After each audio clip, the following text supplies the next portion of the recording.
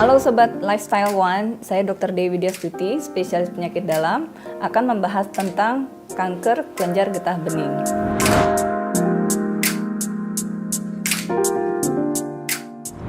Kalau kita berbicara tentang gejala dari kanker getah bening, itu biasanya pasien bisa mengalami beberapa tanda-tanda. Yang biasanya sering dialami adalah demam. Awalnya memang kita temukan adanya suatu benjolan. Benjolan bisa di mana saja di area sekitar kelenjar getah bening. Biasanya ada di mana, Dok? Kita sebenarnya manusia punya kelenjar getah bening yang normal, yang ukurannya sebenarnya hanya kurang dari 1 cm. Sehingga dalam perabaan biasanya bisa tidak teraba atau teraba hanya kecil ya ukurannya. Nah, ketika terjadi satu pembesaran, bisa terasa tidak nyeri, maka itu bisa terjadi di area mana saja. Contohnya di leher ya, itu ada beberapa kelenjar getah bening kita yang kita miliki di tubuh manusia, kemudian di selangkangan yang tersering, atau di area ketiak aksilaris, itu juga bisa terjadi pembesaran. Tanda-tandanya sendiri atau gejalanya bisa dialami berupa demam yang tidak terlalu tinggi terus menerus ya. Kemudian untuk benjolannya sendiri bisa mengalami rasa nyeri ataupun tidak. Kemudian pasien mudah cepat lelah. Nah, semakin hari benjolan ini bisa semakin membesar seiring dengan waktu. Kemudian tanda-tanda yang lain biasanya memang kita dapatkan satu kelainan dari darah itu sendiri ya, maka kita perlu memeriksakan diri lebih lanjut untuk pemeriksaan darah tepi dan lain-lain sebagainya.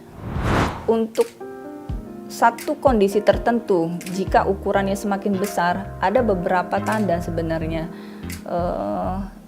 sesak atau kesulitan bernafas, suara menjadi parau atau serak ya, terutama pada pasien-pasien yang mengalami pembesaran kelenjar getah bening di area leher. Tergantung lokasi sebenarnya. Nah, itu juga bisa merupakan suatu tanda seperti itu.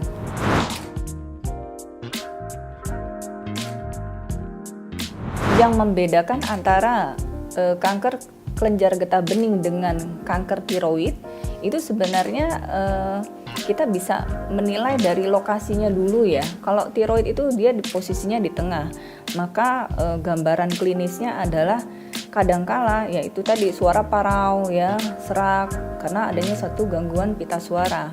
Nah, untuk kelenjar getah bening biasanya dia di arah yang lebih lateral atau samping ya.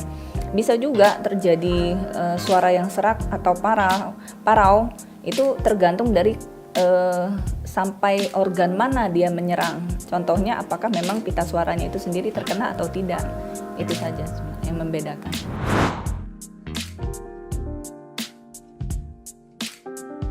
Penyebab dari kanker getah bening itu sendiri sebenarnya ada beberapa faktor ya, mulai dari faktor genetik itu sendiri atau juga faktor lingkungan. Faktor lingkungan contohnya seperti apa? Mungkin konsumsi makanan ya yang mengandung banyak zat aditif, kemudian zat-zat pengawet, kemudian adanya radiasi ya, sinar matahari, paparan jumlah radiasi yang berlebihan seperti itu. Itu juga bisa menyebabkan suatu sel bertransformasi ke arah ganas. Untuk faktor lingkungan itu sendiri tidak dipengaruhi oleh polusi ya. Jadi yang dimaksud dengan faktor lingkungan ini biasanya lebih mengarah kepada paparan terhadap tubuh kita ya, contohnya radiasi yang terlalu banyak, sinar matahari ya kan, kemudian makanan konsumsi. Jadi kalau saya rasa untuk polusi udara atau lingkungan yang lain itu tidak termasuk diantaranya seperti itu. Nah, yang paling berperan itu adalah transformasi dari sel itu menjadi ke arah keganasan.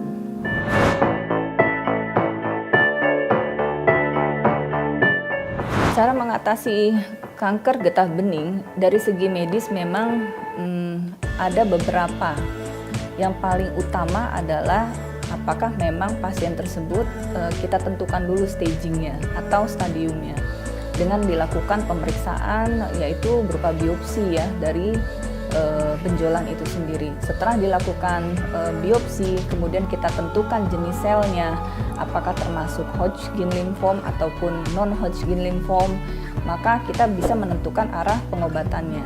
Pengobatan ini bisa berupa satu radiasi, ya, radioterapi kita sebut, atau juga bisa dalam bentuk kemoterapi. Sekian penjelasan saya tentang penyakit kanker getah bening. Saya Dr. Dewi Widyastuti, spesialis penyakit dalam. Sampai jumpa.